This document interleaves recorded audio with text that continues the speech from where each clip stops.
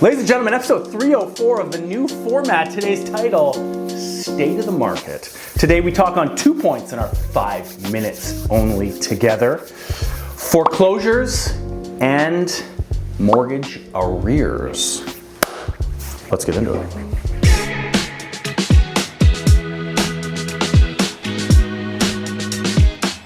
And your 5 minutes starts right now. Okay, now, we talked last week about what the market is doing. Sales are obviously up in all categories quite substantially. Pricing hasn't really adjusted up yet. Obviously still at those softened positions, but we do have Bank of Canada meeting next, January 29th, anticipating at least 0.25 to 0.5 again, fingers crossed. Again, just killing the Canadian dollar, but in the meantime, everyone gets a little bit of a breather. We're not gonna go into that depth. What to expect this year. So I wanted to take, in contrast to last month, the negative sentiments out there that we're seeing. So foreclosures and mortgage arrears, what that looks like. And there's still a thing. It is happening. It's not at mass, which the people on the sidelines wanting the prices to come down would hope for.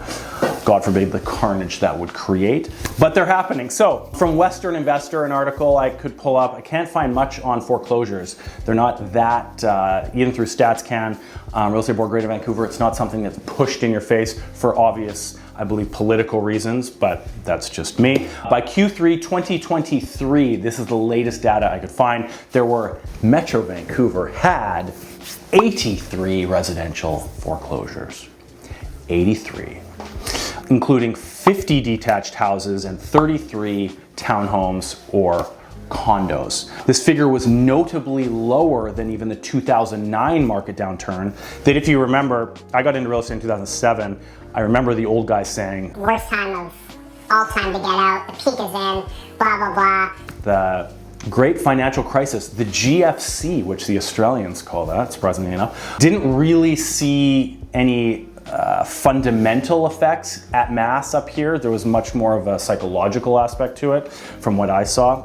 But figures notably lower than the 2009 market downturn when foreclosures ranged between 130 and 140 homes. So if you think the wide spectrum of monthly sales that take place at only double digits in foreclosures by the end of Q3, we're really not seeing that. So second to this is, which is I guess the first part prior to that, from Better Dwelling put out an article regarding mortgage arrears.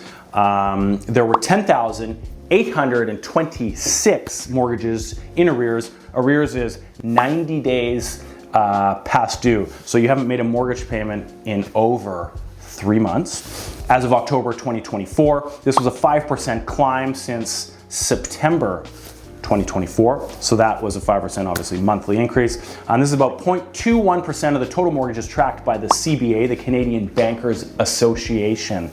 So they're tracking about 5 million mortgages and 0.21% of those are in arrears. So again, the rates are up economically, things aren't doing too well. I'm sure everyone feels that at whatever level, on the ground level here. This number of arrears represents 23.5% increase year over year. So that percentage is large, but again, fundamentally speaking, the amount of units or mortgages that are in arrears is really not that high in the scheme of things. Again, just 0.21% out of the 5 million that were being observed. These stats are exclusively, however, from large banks, not private lenders, which is another big part of the market, as we know.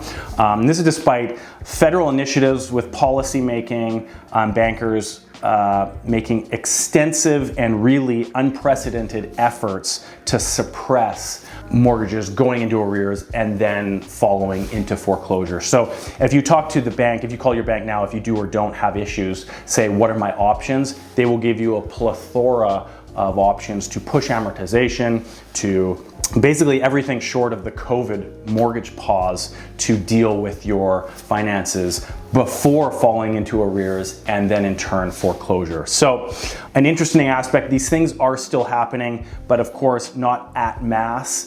As liquidity opens back up, we're going to see more sales take place.